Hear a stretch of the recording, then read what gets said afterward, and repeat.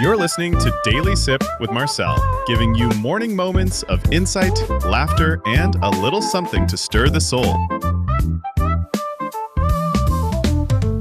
So it gives me great pleasure to introduce Bob Bova. Hey, Bob, how you doing? I'm well, Marcel. How you doing, buddy?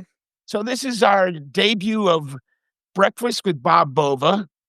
And like I was telling you, we're going to have a lot of witty things happening here. We're going to talk about your business, our business. We're going to talk about personal things. We're going to talk about, business insights, personal reflections, and a few candid conversations. Well, I think that it's important that we let folks know that, there's a great big world out there and, there's a lot of wonderful things happening and just want to chat about a lot of them. That's all. This is our debut of Breakfast with Bob Bova, but I'm on the East Coast and you're on the West Coast. That's right. So we're getting ready for a lot of great things that are happening on the West Coast. For example, we're going to have the Olympics. Yep. I think there's other celebrations that you can tell us about that are going on that are going to be happening in California and so on and so forth. This is a way that people can actually find out not only what's happening on the East Coast, but the West Coast, and we can share it with Middle America. What do you think about that? No, I think that it's important that everyone, that people get perspectives because, what's happening, where you are and what's happening with where we are, especially here in California. It's a flashpoint for a lot of things many times. And like I said, right now we've got some fires here in Southern California that we're dealing with, and we're trying to like I say, get ready for the Olympics. So there was a big announcement. Trump made a big announcement. They're going to throw a lot of money at security and making sure that the Olympics are going to be as great as they can be, which we're very excited about. So yeah, I think that being able to talk about things that are going on both coasts is important, and I hope folks get some value out of it. Here's another thing I wanted to let people know. So you and I recorded a previous podcast. It's episode 23. That was a pretty good overview of you and I. We've known each other for over 60 years, been best friends since we were little kids. We learned to play baseball together and play drums, and then went through different types of education through different channels, and we kept in touch with each other, which has been fabulous. One of the great things about that is that our mothers are still friends, and also our dads were best friends, and they're both deceased, but we're best friends. And over your shoulder, I see medals of your dad. Can you point to them? Yeah, there they are. Those are my dad's commendations that he was awarded when he was in the Army, and he was in Korea for about 18 months during the conflict. It was something that he always wanted, and we ended up getting those. Funny story, we were trying to find everything the commendations that he had won. And he had always said that he had gotten what he called the fruit salad, which was the ribbons on his uniform, but he had never gotten the medals. And as we were discussing back then, you were part of the Army's reserve for 5 years after your service in Korea. So he never, I think, either he lost his official separation paperwork, but so we started to look around, and he had mentioned that, he'd won the medals. And so I started to look around, and I called the Army folks in St. Louis and then the folks up in Pennsylvania, and they were very, very helpful. And I guess there was a fire in Pennsylvania, and they lost a lot of records between A&M. And of course, the last name being Bova, that meant my dad's records had been lost in that fire. But talking to different people, all of a sudden they said, hey, we also, back in those days, we would provide the separation paperwork to the town clerk. So I was great. So Oakville doesn't have a town clerk, Connecticut. So I called the Watertown town clerk, and I got put through, and I said, hi, my name's Bob Bova. I'm looking for, my father's separation paperwork from the Army. And he says, Bobby Bova, is this you? And I said, yes, it is. This is Mrs. Mary LaRosa, Mark and Stevie's mom. And I'm like, oh my God, Mrs. LaRosa, how are you? And again, just a small town. And so we started chatting. That's how it happens, doesn't it? I know, right? Mark went into coaching, and she went on and she said, why are you calling? I said, well, I'm looking for my dad's separation paperwork from the Army because we're trying to get his medals and his commendations sent to us so that he could have them. And sure enough, she had it. She faxed it to me, and I sent it to the Army. And about 2 months later, they all came in the mail, and we ended up putting them in just putting them in that little diorama there, and it just meant the world to him. I mean, it really was. It was just a nice thing that we could do for him, and yeah. So again, being small town Connecticut, it was just so funny.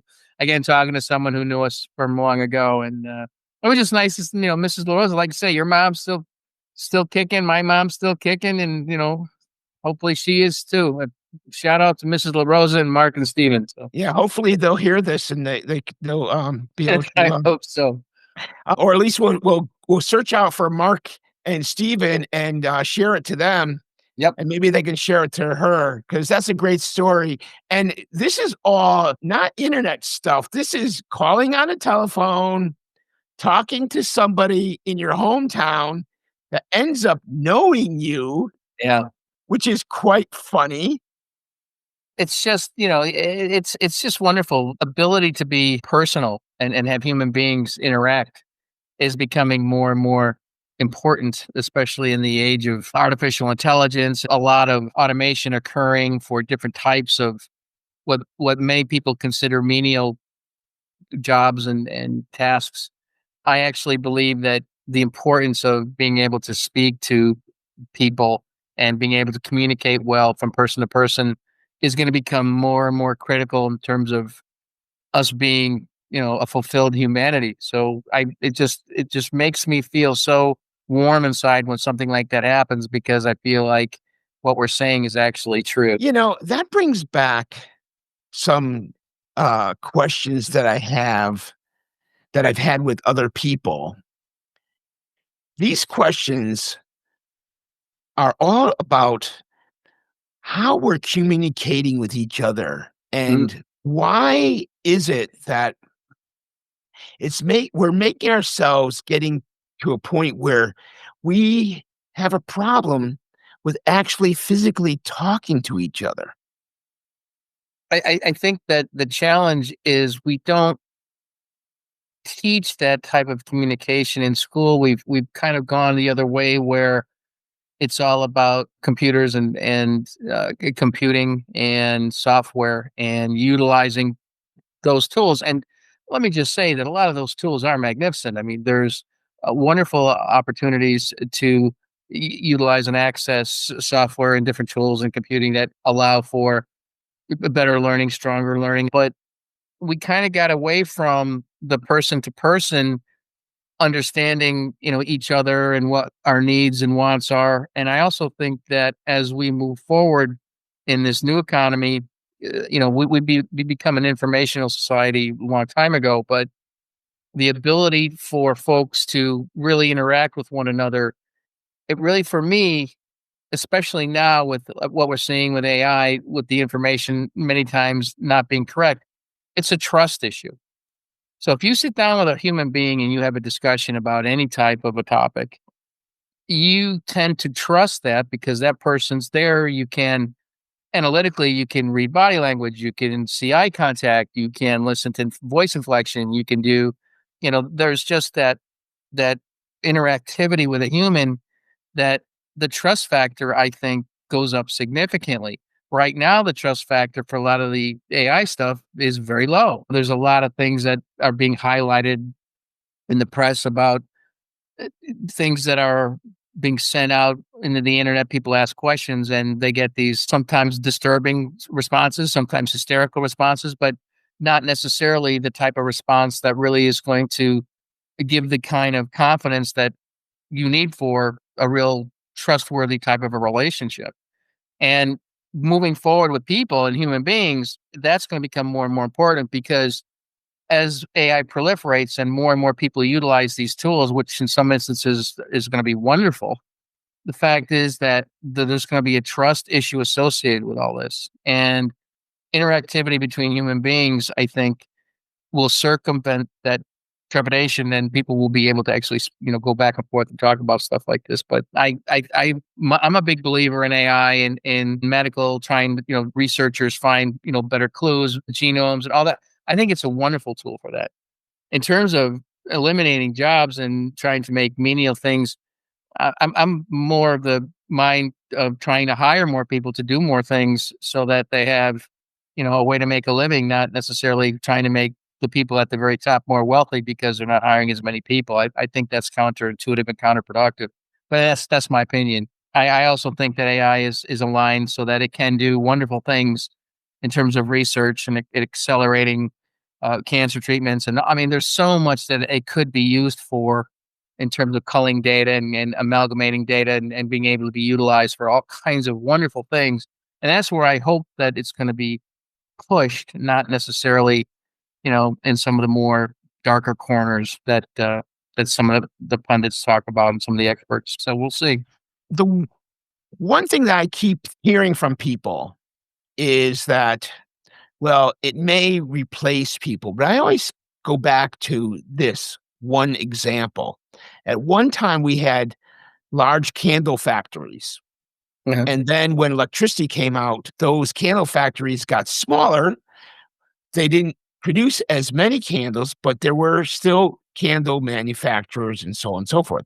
But the lighting manufacturers and the lighting world, the lighting economy grew immensely and hired more people and actually hired people from those candle factories at one point. And that ended up turning into even something larger.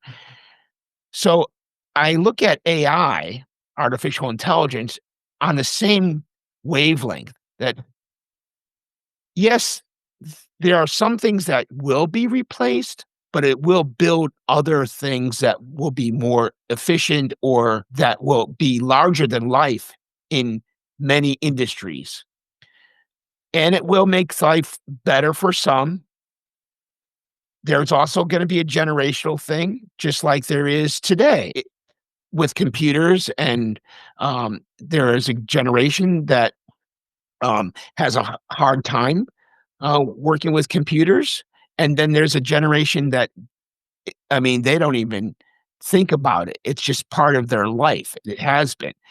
And so that has evolved, and all the things that has happened since the beginning of our first launch in 1961 of a manned rocket to today is truly amazing. The technology and stuff that has come out of science and technology that has helped and made people's lives so much better, and curing of some cancers and hopefully more cancers and some other things that we continue to see some really unbelievable healthcare improvements. People are living longer. We have to work on some health issues, because one of the things that has been happening, and which is started again, is, if you haven't known this, the presidential fitness tests is going to start again. Remember when we used to have to do that in school? Absolutely, you bet. Yep, and the pull-ups used to scare the heck out of me. I remember all the things that we used to have to do for the president's test for physical fitness. And I remember Mr. Kazis. I do. Remember Mr. Kazis? He was our PE teacher at South School, and he would make us run laps. Looking back on it now, basically what he was doing was, for those of the group that, weren't participating in sports regularly and stuff, he was basically giving them the outline so that they could pass that physical fitness test. And I hadn't really thought about that, but he did a great job, I thought, getting us prepared for that.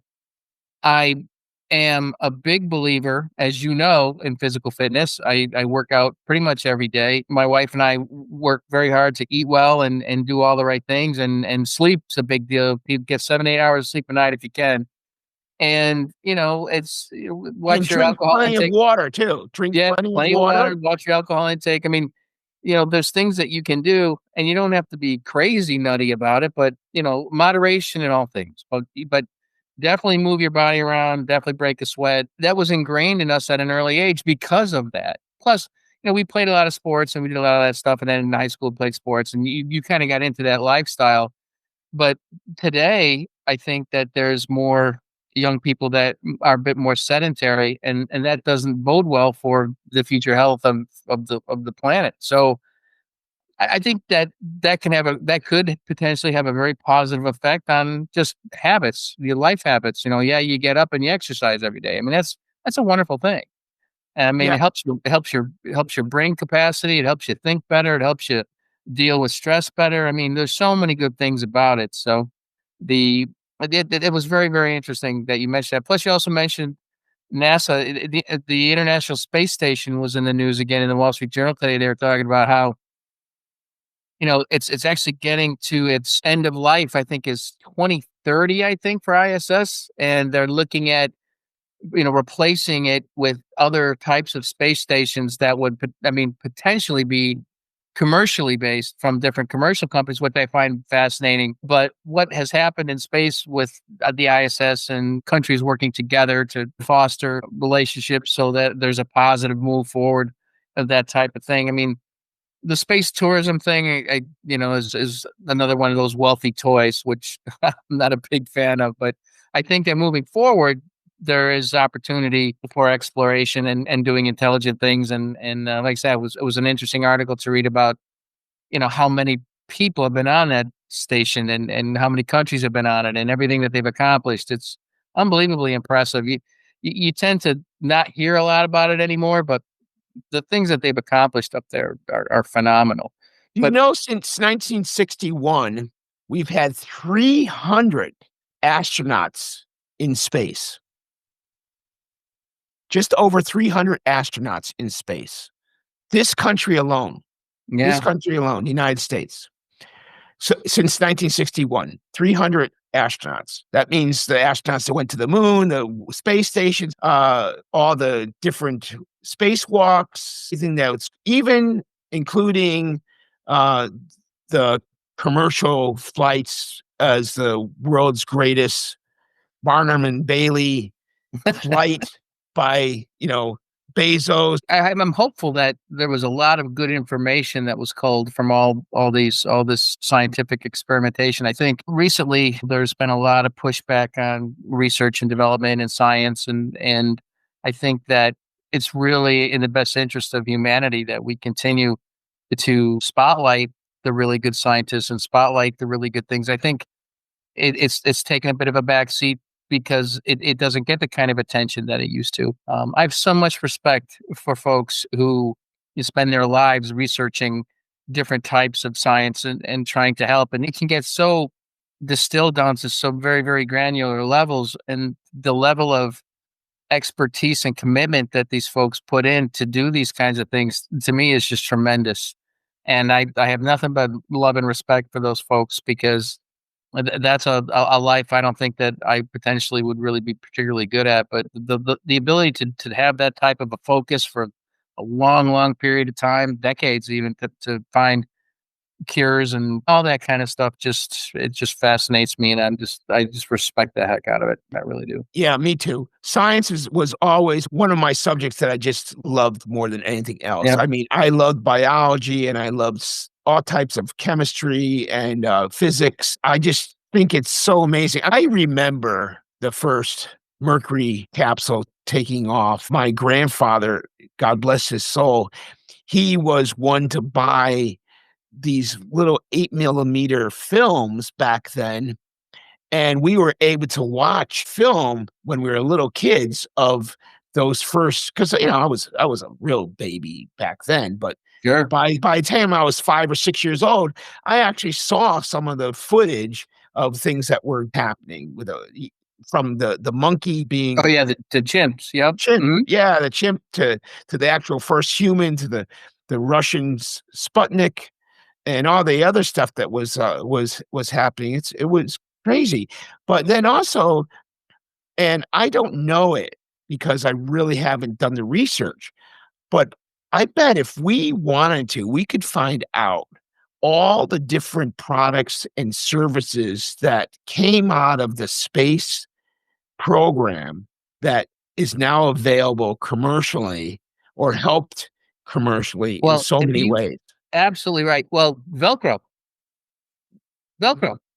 is a direct technology that came from that group of scientists for commercial use. We use Velcro for everything.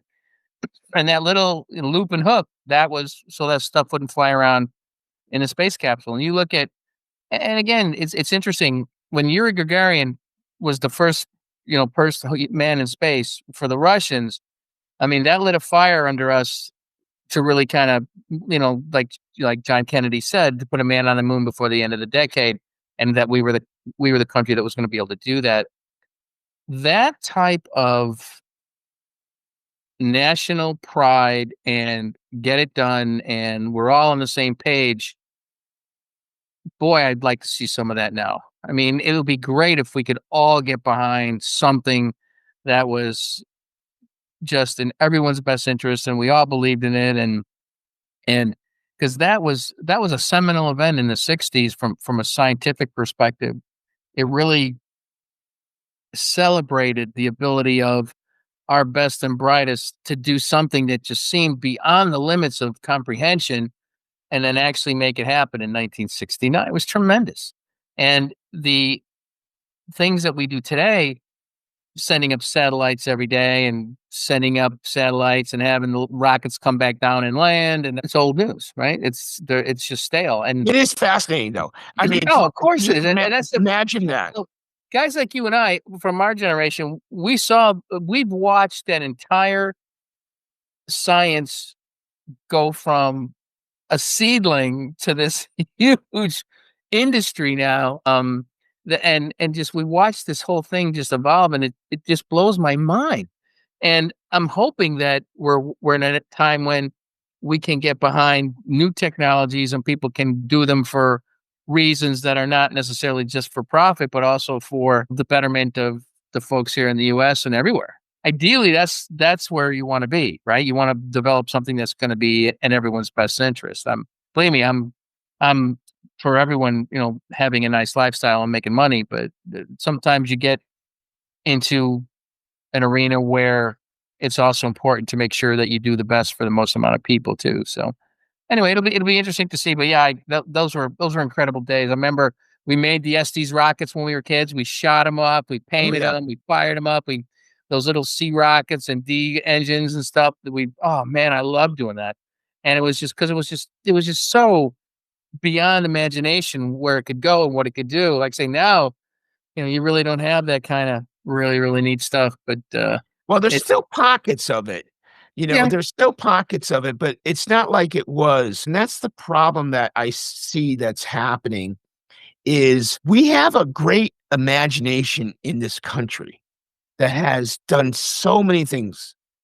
And that imagination is still there. But because of social media and some of the things that are wrapped around it, I think what's happening is we have a group of young individuals, young men and women that don't really see all the opportunities because they're sort of filtering it out. And I'm trying to figure out, like, how do you get them excited about certain things when you have so many crazy things out there that really make them very scared to move on with life? now you make an excellent point. I think it starts with education at an early age, and it's a combination of teaching critical and analytic thinking, asking the right questions. And in terms of the social media influence, not believing everything you see and read. That's one of the things about artificial intelligence that's a little concerning is that if someone just plugs something in and they get an answer, they automatically believe that it's correct. And that's not necessarily so. There's so many different perspectives, especially for complex issues that people should research. The idea of young people just going out and using AI to write papers or study for tests, you don't get the opportunity to understand, like, in a debate what the pro and the con is, to look at both sides and being able to do both sides and understand the points on both sides. As my son Luke is always saying to me, Dad, two things can be true at the same time. He's absolutely right. When you look at complex issues, two things can be correct at the same time, and they might be at loggerheads with each other. And that's when critical and analytical thinking begins to really become important. So the point that you make is absolutely valid. Young folks need to really understand the value of critical thinking. They need to understand the building blocks of analytical and analysis in terms of different facts and where they get their information, and to understand that AI is not the panacea in terms of I don't have to write a paper, I don't have to understand, I don't have to know. No, you do need to understand. You do need to know to make your own decision, because we need to continue to let young people understand how incredibly impressive their brains are. You have no idea what you're capable of. You get an opportunity to really push yourself mentally, physically. You don't know what your limits are until you test them. And a lot of this technology, a lot of the social media AI stuff, it sometimes lends itself to the opposite of trying to find out what your limits of intellect are. But you kind of just shine on it because you're like, oh no, that's easy enough for me to to get there. Whereas the folks who I think right now are really leaning into AI are the ones that are using it as the tool to help them make analytical decisions, look at things from every perspective, and then make their own decisions. And that's where I hope that we're all going to go, that I would really like to see a concerted effort in our country to really give young people the opportunity for an analytical thinking and critical thinking, and give them the tools so that they understand that their brain still is the most impressive thing in terms of being able to take information and process it. You're right. There's so much shade thrown by analysis and social media and stuff, but fact is that you still need people, and people still need to think. And if you can spend 5 to 15 minutes a day just thinking about something, you're going to do yourself a huge favor. Huge. I agree so much. And one of the things that young people have to understand, that social media is entertainment.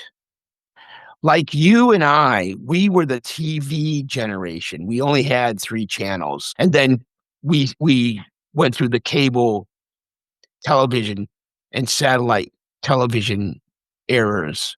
And we went from 3 or 4 stations to 100 and something, and then went to thousands, including radio and now podcasts like what we're doing here today, and video and so on and so forth. But it's entertainment. The value of learning instantaneous news and what is truthful is a component of that. And when you start looking at certain social media as the news and the truth behind that, that's where it can be dangerous, because a reporter and a journalist was in the field during the Vietnam War, and bullets were flying by him, and he was reporting. He was reporting what was happening instantaneously, and the truth of what was going on. Today, we still have that, but we don't have it in every aspect of it. There is reporting that's going around, and good journalists that are out there, but then there's some of the journalists that are making up stuff, and people don't have to be a journalist to make up stuff and post it on TikTok or other channels like YouTube or Instagram. I mean, they don't have to be journalists to do that. Well, I think many times, again, we're back to critical and analytical thinking. When you see someone, regardless if they're a celebrity or not, or whether they're on the internet or not, if their interest is only in making money, that needs to paint your perspective of the quality of that information. This is how they make their money. In fact, real news organizations weren't about making money. They were about reporting news. And even now, I mean, the organizations that say they're news organizations are really opinion organizations. Well, because they turned into entertainment. Well, when you had Walter Cronkite and Huntley Brinkley and Harry Reasoner, and back in those days, it was about, we're going to tell you what the news is. Now it's about eyeballs and advertising, and it's all about money. Everything needs to be taken with a very large grain of salt for the most part. The best thing to do, the best strategy to have, is to try to get, especially if it's something that really piques your interest, or a subject that is really important to you, get as many different perspectives as you can. One of the big hangups with Google and all these other live types of TikTok and everything else is that once you start to go down the road of a common thread in a particular perspective or subject, they push you that exact same content, right? You don't get the opposite. You get the same content because they think that that's what you want. And that's where we run into danger. The idea is, if you really want to understand something, get all sides of it. If you really want to be able to, and especially if it's important to you, understand everything. And that's going to allow for, again, critical thinking, analysis, and good judgment. Those are the things that we should be pushing. But the advent of social media and everything that's evolved since, and all that stuff with the algorithms that currently apply, they're trying to push what they think you want to see. And that's unfortunate. So, when you make decisions about data and where it comes from, understand why it's being pushed towards you and what is the end game for that content provider pushing it to you. They just want to keep your eyeballs on their sites, and that's what they want. And that's what they're trying to do. So it makes it even a little more difficult to try to find disparate websites that you can get all kinds of different information, especially for complex issues, which, I'm a big believer. I'm old school. Every day I read the Los Angeles Times. Every day I read the Wall Street Journal. Every day I read some things from the New York Times. And I try to get some type of full perspective on different things. And it helps, because then it becomes much easier to look at things that get pushed out to you that aren't necessary, that you can say all of a sudden, even from things that may disagree on particular points of a subject, they do agree that this particular line item is baloney. So, you get okay. But that's where I think, we really need to focus, because everyone's born with a wonderful brain, God willing, and you should use it. You don't depend on somebody else to do your thinking for you. Do it yourself. Figure it out. Make it happen. I'm not saying you shouldn't use every tool available to you in your toolbox. I'm just saying that, consider the source. That's all. I highly recommend that people read multiple newspapers, look at multiple sources, and, like you said, use critical thinking and develop their own objective. Interesting, as you talk about newspapers, right? And this is something that we talk about. A lot of folks give me a hard time. It's like, geez, you still read a newspaper? I said, yeah, I don't want to read it on my phone. I said, one of the things I love about the newspaper is that when I open it, I get 2 pages of stories. You don't get that online or on your phone. You get maybe one story at a time, and you may completely miss things that potentially you would be very interested in. And that's one of the things I really like about the newspaper, is that when you open it, you can see the headlines for all the different things. You can see the op-ed for all the different things. It's all right in front of you. You can decide what you want to read. Online, you don't get a lot of that unless you've got like a super setup, which, some folks do have. But it doesn't just take you right to the one thing it wants you to read, right? You get to see everything, and you get to decide. Yeah, especially with the phone, because the phone, it's a small screen, and it's made to, only capture that one column, and basically that's what you got. Yep. But I agree. I love that idea of, that's why I actually like to read books too. You may be going down one page, but then your eye moves across the other page, or you might want to turn a few pages in front, make a sneak peek of something, or go back and review something. And with some of the technology today, it limits that. Huge believer in books. For me, it's a very organic experience. I like holding a book. What's the last book you read? Gosh, I'm in the middle of a bunch of them right now. I'm finishing up a book about Herbert Hoover, his life. My son just gave me a book that I just kind of cracked. But the best book that I just finished, fiction, was a book called James, and it's by I think it's Percival Eliot. It is a fictional story, an account of basically Huck Finn from Jim's perspective, I and heard about this. It's called James, right? right, But it's Jim from Huckleberry. right. Right. Yeah. It is a tremendous read. I could, honest to God, Marcel, I couldn't put it down. I read it from cover to cover in a day and a half because I could not put it down. It was fascinating reading and just terrific. Enjoyed reading it. I just finished Yogi Berra's autobiography. I like to read about people that I respected. I do enjoy fiction. I'm a big the DeMille fan. I like his books and just that kind of stuff. It just, especially when you're on vacation. I mean, it gives you an opportunity to to read different things. In fact, I'm in the middle of, I got two books here that I'm in. This one, The Candy Bombers, is real interesting about the Berlin airlift and how we, after the end of World War II, how America worked really, really hard to make sure that the folks that were in Germany had food. It's a tremendous read. And then this one, my son just got me, Skunk Works. I'm really looking forward to cracking into this one. But no, I think that I mean, reading is just so important. It was something that my mother got me started on very, very early, and I'm so glad she did because it really just it takes you to different places. Plus, it makes you understand different perspectives and philosophies and cultures. Reading a book is like traveling to a foreign country, right? They're both very, very similar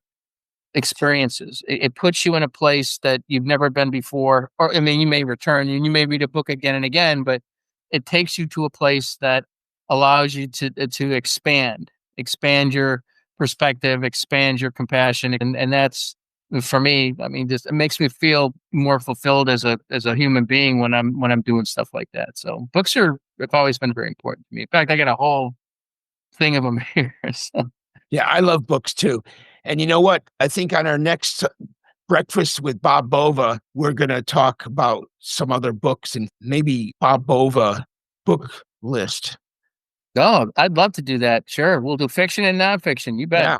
Yeah. And we'll compare a couple of things because I like reading like business orientated books and about musicians and entertainers and their lives and what they've done and how they did it.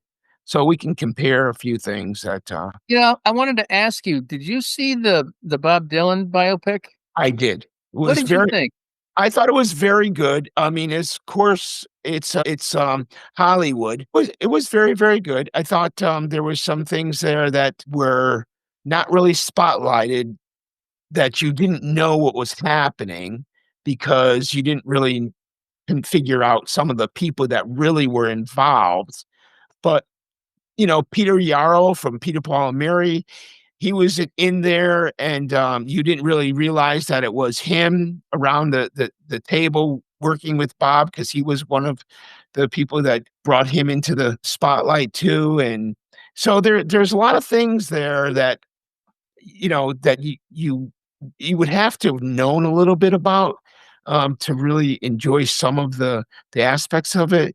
And of course, it's Hollywood, so it's they did the best they could in an hour and a half or 2 hours and 15 minutes. I can't remember what the length of it was, but it was interesting, and there was aspects of it, and of course there was some great music, and the entertainment value I thought was good.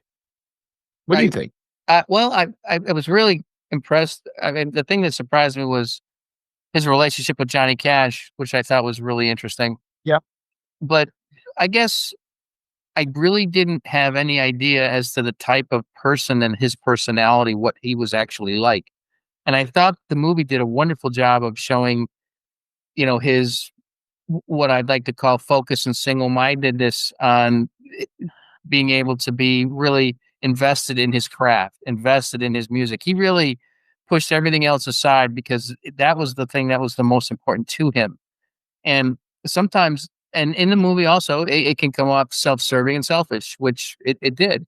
But it also, if you sit back and you look at it, you understand that, the dedication that he had to what he was trying to accomplish. There's always the perspective of, well, that's the way you have to be. I don't necessarily agree with that, but I think that that's probably the perspective that maybe he had. He was just so focused and driven as to what he wanted to do and the music he wanted to write and how he wanted to perform and the message he wanted to send. I thought the young man who played him did a wonderful job. The movie itself, I thought was very compelling. I enjoyed it.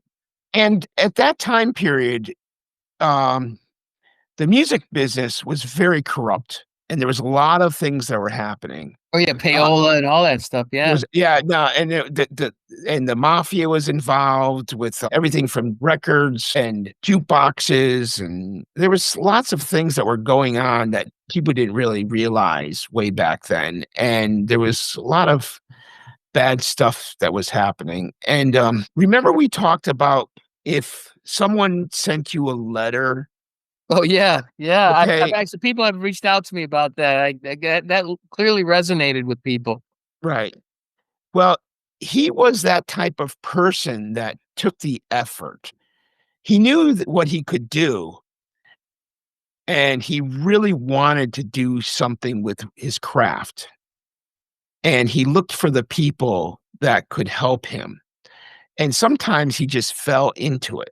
But he knew he had to go to New York. He knew that he had to knock on people's doors. He knew that he had to go through hard knocks and so on and so forth. And they also put up with all the baloney. And then, of course, you have to be independent. You have to have that independent voice. You have to be able to be and have the courage to say no and yes, sir, and be polite when you need to be polite, but at the same time, you have to be firm and understand. It was real in many ways on that side of the coin, but it's still Hollywood, and that again, you never know unless you're in the room. But for me, what came through was his commitment to his craft, his commitment to his own music, and that was first and foremost to him. And like you said, in that time frame, you wonder if that's the type of perspective and personality you have to be successful. Clearly, just a generational talent, which helps. You wonder. There's different things that happen in life, but we have to end this today. We've had a great time. Always. Breakfast with Bob Bova. I love it. Thank you very much. We'll see each other in a month. Okay. Try to do this on a monthly basis. It's our special for Daily Sip with Marcel, with Breakfast with Bob Bova. I love it. And thank you so much, Bob. I love you. Thank you very, very much. I got you, buddy. Tell your listeners if there's subjects they want us to talk about, let them know. Let you know. That's right. So that's one of the things I want to say is, number one, if you want to communicate with Bob and myself, send us an email, leave comments, subscribe. And if you have anything that you want us to talk about, please comment, let us know, send us an email, and all the information for this podcast are in the notes about this podcast. And you can send email to Marcel at urit2.com, urit2.com.